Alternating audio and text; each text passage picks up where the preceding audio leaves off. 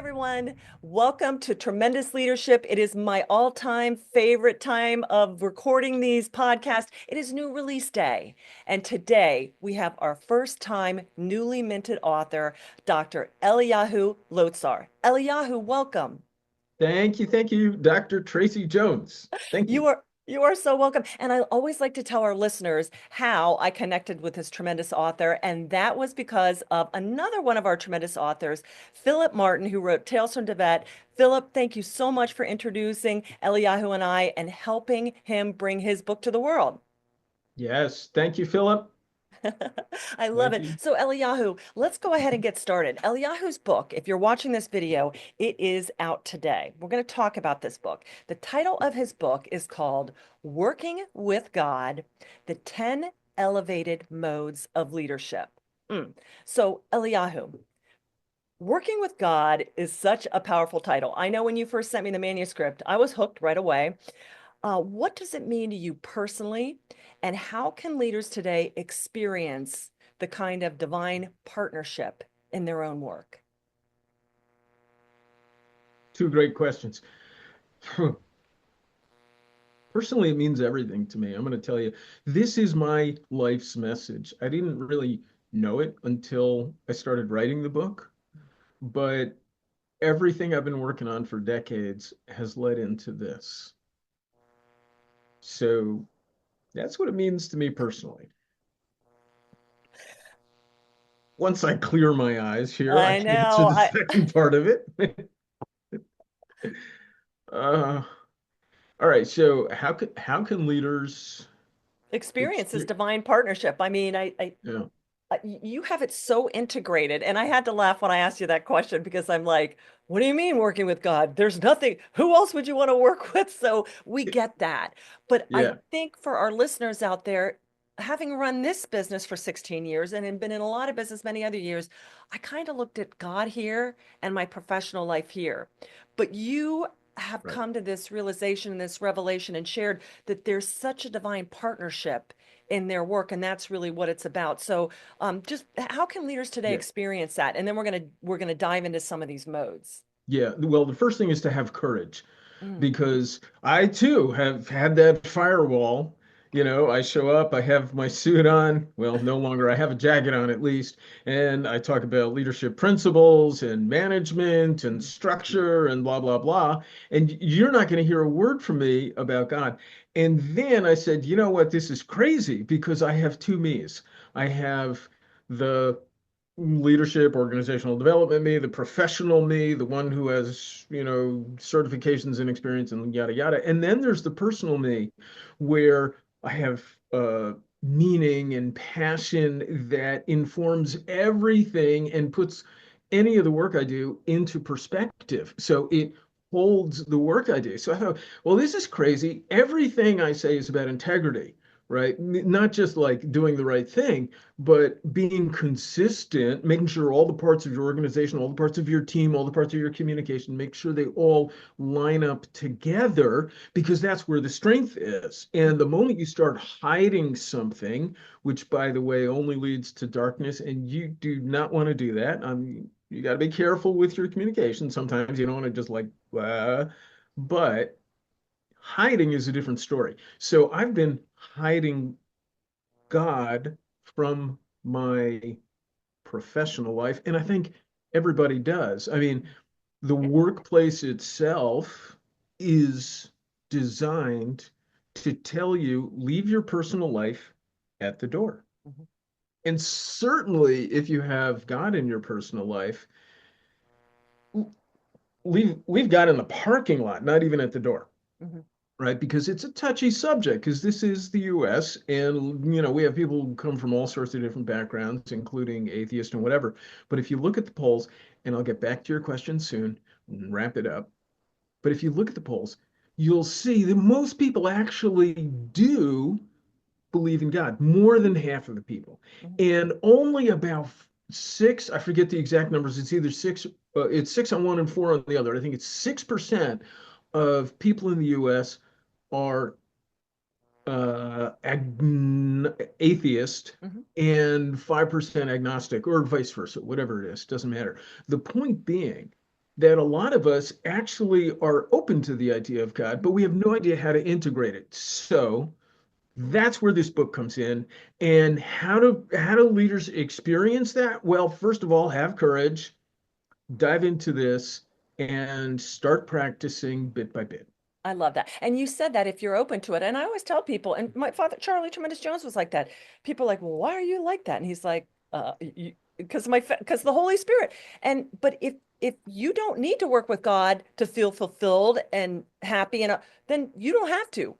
But as you said for the listeners out there, if you have that openness and you feel like, hey, let's dial this in. And so I want to talk about this. Okay, Eliyahu. So you write about these modes of elevated leadership, these 10 modes.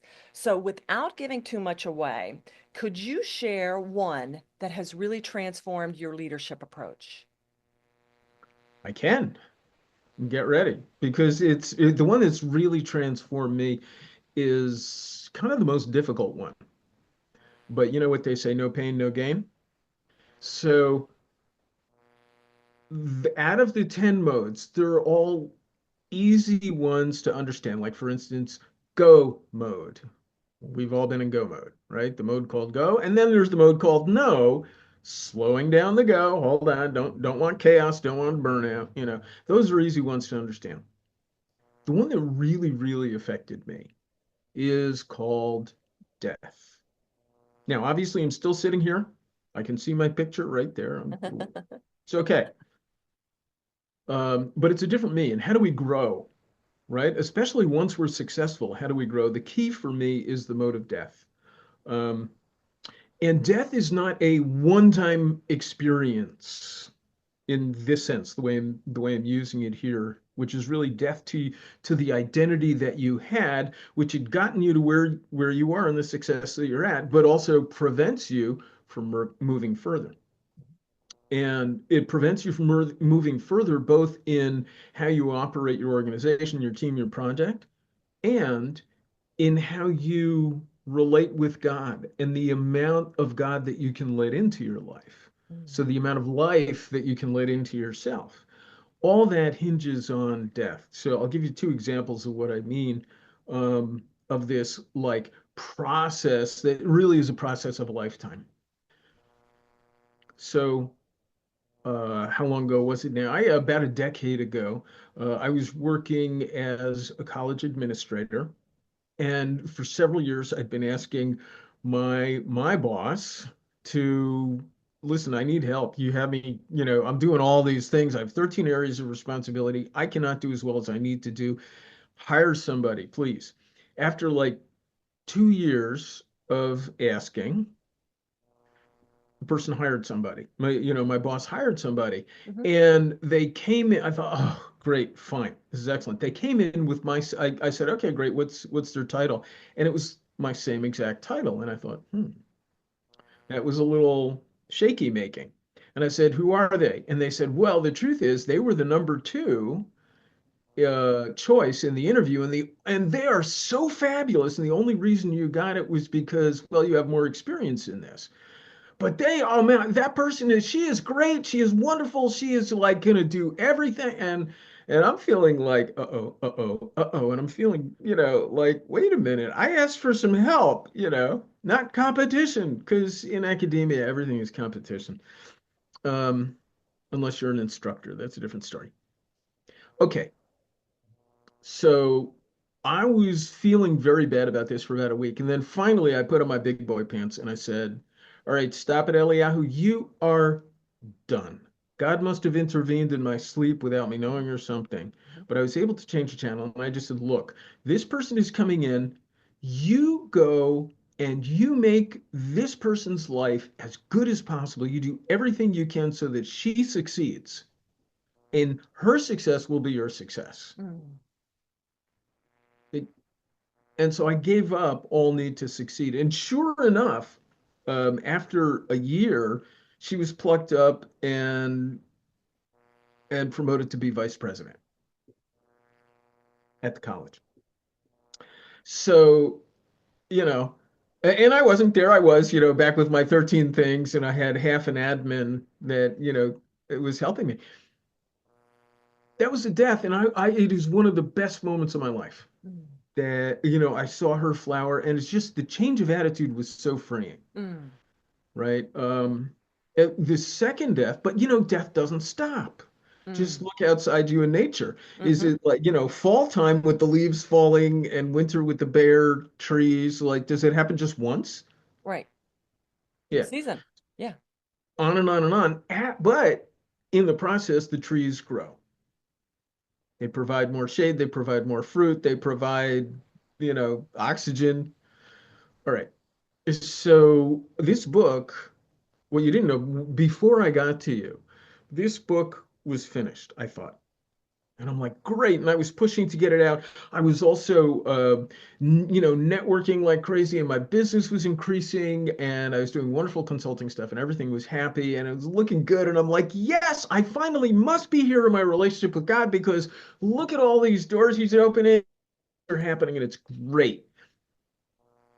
And then all of a sudden, I got hit with a sickness, a disease, not sickness. It's not even a disease. Doctors couldn't even um, diagnose it. I Hmm. went to like 15 different health practitioners. Everyone said, from their own little point of view, what they think it is. None of them agreed. And it was very clear that the doctors weren't going to give me an answer. Hmm. Some pills to reduce the pain, but basically I was in extraordinary pain all day long, every day, without respite. My bandwidth for work went down to like this. Business development was totally out the window. All my social connections I lapsed on, stopped taking care of the house. I couldn't go for walks. It Oh was my. so for about 2 years. And the book clearly was beyond me doing anything on, because it was a nice to have at that point. After the 2 years, all through which I worked with God, the typical things that happen when you're a healthy person who assumed his body was going to work forever, until like, oh, very old. Okay, then I'll just drop off like a ripe fruit or something nice. I nevertheless said, okay, why did you do this to me? That lasted about 2 weeks. And then there was a whole process of back and forth, asking and trying to understand, where was I at fault? What did I not do that was right with you, that I need to be limited here? What am I supposed to pay attention to? All these questions that you ask. And little by little, through just insight that would pop up, usually when I wake up in the morning, or when I was up in the middle of the night, because I'd be getting up 10, 15 times a night. Um, Through these things, and sometimes he'd point me to certain places in scripture, and I'd go read them, and I'd get insight. I saw how I needed to change, and each time I would do my best to change, and I'd keep going, and then I'd say, Lord, where am I now? Where are we now in this relationship? And this whole process over the course of 2 years changed my point of view on how I approach life. No, I didn't go from being like, all of a sudden I wasn't like an Eskimo, not like that, but it matured it grew it all through this kind of death to my success. Mhm. That first one I mentioned with the person who my boss hired, that was a death to my idea of success. Oh, she's going to be successful, not me, Yes. right? Yes. And in the end, she was successful, and I was successful in a different way. Mhm. Um, and now this is death to success of what I could do, because I could not do. I just didn't have the bandwidth. Um, and that led to changing the book, changing what I do with my business once I came out of it this year, um, or the last year, really, 2024.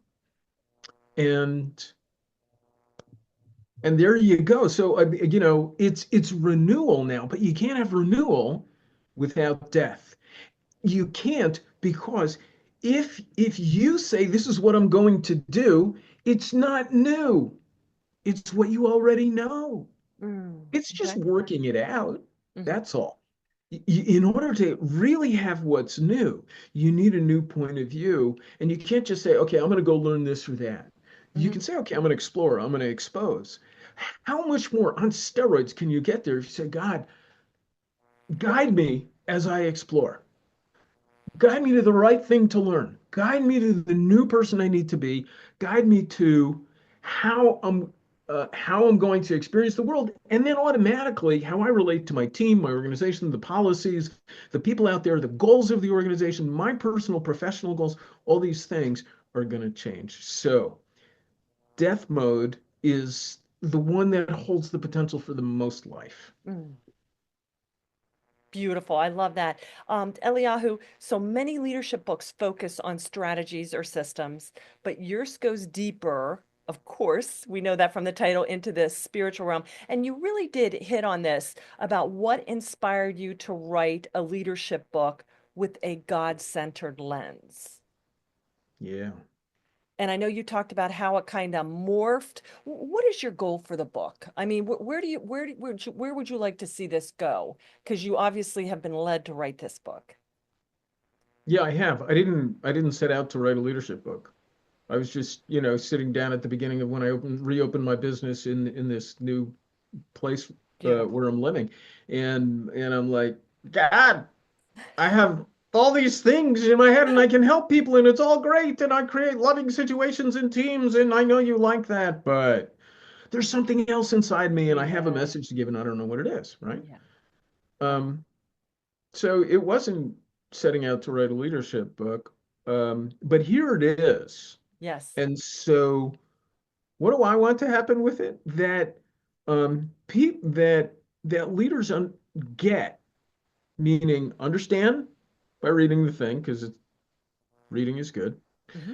and then by really understanding by practicing, having the courage to trust God more and more, and then trust God with whatever you understand and believe, really believe and know as best you can Mm. that He is leading you to. So, what I want, the ultimate goal, is that people can get more, because every leader that I know is either ready to retire because they're so burnt out, because leadership, especially in the CEO position, is just brutal on a Right. person. It's Right. brutal. I mean, we just have to be honest here. And so, but some are ready for more. But when the more that comes up for them is often another project that's kind of the same. So, what I'm saying here, what I want to see is people say more of, I don't know. Mm. Hmm. Now, isn't that scary? Like, wait a minute. I know things, but no, more I don't know, because it's not their leadership. I want their leadership to morph into God's leadership, becoming more and more transparent as vessels as we realize, see, and enact that God's leadership is way better, not just for us, but for the effect that it has, Hmm. than my leadership could possibly be, Hmm. even though I'm good and He'll use my expertise and all this kind of stuff. God's leadership coming through leaders is what I want. I love that. And what kind of leader did you have in mind when you wrote this book? I know you talked about certain traits and behaviors, but for listeners out there, does it have to be somebody like a Billy Graham faith or a seeker? And I say that I know I've read it, but um, you know, I know it's big company because we're all leaders. But was there a particular Right. type of leader that you had in mind, or speak to our audience about that? Yeah. Yeah. Okay. Good question. Um, yes, it's true. Everyone is a leader, because everything we do is seen not just by God, it's seen by the people around us. And so we influence. But everybody has a different realm. I wrote this for business owners, uh, organizational executives, senior managers, people who are responsible for other people. Yes. Yep, you did. Hmm. Yeah, because that's because that's my sphere. I don't know. I'm so glad you brought that up. Because we're always trying to personal development. I develop my person, but your viewpoint is you're tending to something that has a lot of other moving pieces and other people. So I love that, you're very much about the whole enterprise. How do you work with God, not just regarding yourself or your marriage? There's tons of book on that, but your enterprise that you have been blessed with to make sure that you know when to let go, you know when to dial in. You're very in tune to, I love you use the word whatever. And it's not this laissez-faire, but it's like that Nope. you realize this is your business, God. And so if you are a listener out there and you are in charge, even if you're a solopreneur or absolutely as Eliyahu said, he does a lot of organizational development stuff. This book is really amazing because it takes into mind the training of others and working with others and leading others, which is what all leadership is all about. It's all relationship. You know what I'm That's saying? right. You've moved from the Yeah. task world to this. Um, what do you think is the one shift that a reader can expect after reading Working with God? If the reader takes it in, I'm not setting up expectations here for somebody who's, just have to read it like, we'll see. I don't know that this book has that kind of Yeah.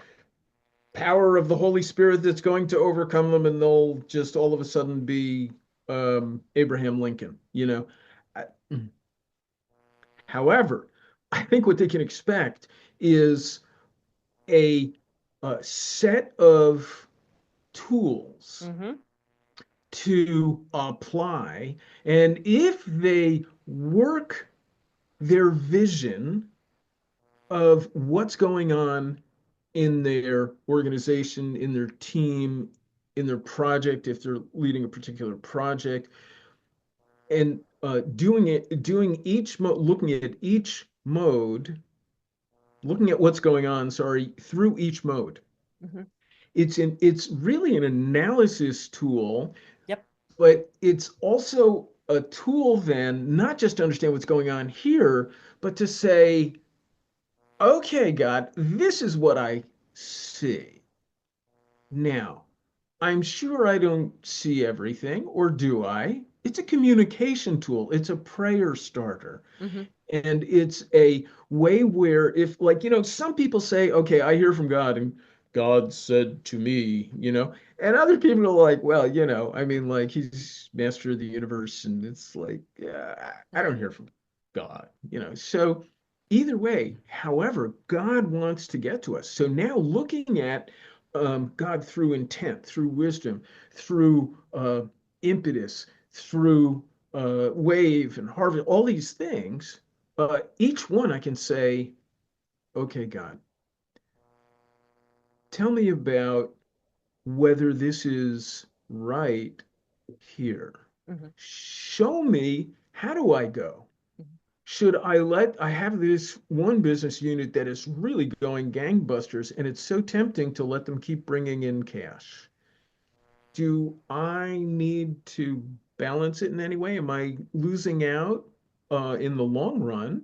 Am I setting myself up? Am I not aware of what's going on outside? Because, success is its own danger, right? So even if I am successful, I still need to be praying, praying, praying, because the one who sees everything from before it was, there, um, has all this information, and all he wants is to partner with us. That's all God wants. I Mm-hmm. can't say that, but that's what it feels like, right? Mm-hmm. Mm-hmm. So he wants to partner with us, and he's ready to give that kind of information. As a matter of fact, that's why I even put a appendix B there at the end. There's a simple prayer list for each mode. And by now I don't remember what the question was because I just get excited No, about just this just what they stuff. can expect. Well, and I would say as a reader, what I got, my biggest thing was, as you said, you go through each of the modes, and it's very, I like a construct. We love the inspiration, but we love the information. And so for the listeners out there, it's a wonderful. He takes you through each of them, and there's a sequence. And if you get to this, and he'll let you know, okay, but that's back in this. And so it's because sometimes it's so overwhelming and you just need somebody to provide you the clarity and Yeah. the boundaries and the delimitations so you understand, okay, this is where you need to focus and this is what you need to come before the Lord with. So that's really what I did. But you really talked about that you go through each of them. But here's the fun question I have for you. Wait. What One what do sec, you one sec, one oh sec, sorry, one go sec, ahead. one sec, one sec. Before you do. So then just to answer your question more succinctly, hopefully. Um, what you can expect is the unexpected. Because God will provide you with the unexpected. Sometimes God just reaffirms what you're doing and he's like, okay, good, get out of here, go do it. But when I pray using those prayers in Appendix B, and I check in with God on a situation and I go through all 10 modes, and even if you're scared of like, oh, will I hear from God or not? God will show up in all sorts of ways if you're just paying attention, Mm-hmm. right? So when I take a situation to God, I get information that I didn't expect. And that gives me sometimes, like in Go, I'm going to get practical information. Sometimes I get, uh, practical steps to do. Even God is very practical. Like He Mm-hmm. created the world, and every tree growing has a blueprint. So expect the unexpected when you practice this. Beautiful. Beautiful. All right, you ready? Ready? What is your favorite time of day to work with God? Sunrise or even pre-dawn. I know a lot of people that are up at 3:30 and 4, mid-mission or moonlight download. I'm a night owl. I do my best talking to God at night. I know, but it's just the way I am. What's your favorite time to work with God? Oh man, that's a terrible question. What's your Ah! favorite ice cream flavor? It's like it depends what day. No. My favorite time to work with God is when I can. There are Hmm. different flavors. For me, there are three different flavors in the day. Okay, so sorry about that. I am not getting up at 3:30. Just, I mean, unless God wakes me up, which is a rare occasion. There are three, so I love all three times. Morning, early, before the day starts, I'm sitting there and I'm receiving from God. And it's a sweet relationship because I'm not engaged in the doing yet. I'm not in engaged mode. I'm not in go mode. I'm just receiving. I receive a harvest of love from God, of guidance from God. So, okay, fine. And sometimes the guidance really is, okay, you've spent about 30 seconds with me. You got stuff to do. Leave, go do. Like, okay, fine. Yeah, I know. All right, fine, fine. Um, and sometimes it's not. But so that's very sweet. I love that. It's nourishing. Okay. It's like the huddle before the football game in the locker where the coach is like, hey everybody, we do this, rah rah. But then you got to go out and play the football game, right? So you're out on the field. That's the middle of the day. And that's exciting. Can I remember God in this? How do I know when do I check in with God and when do I just shoot out the emails? Hmm. It's an exciting challenge. That's, the gladiators in the ring. You're fighting with, uh, this is going to sound judgmental. You're fighting with stupidity. Like, am I being smart about things in the way I do things? Am I bringing God in the right amount?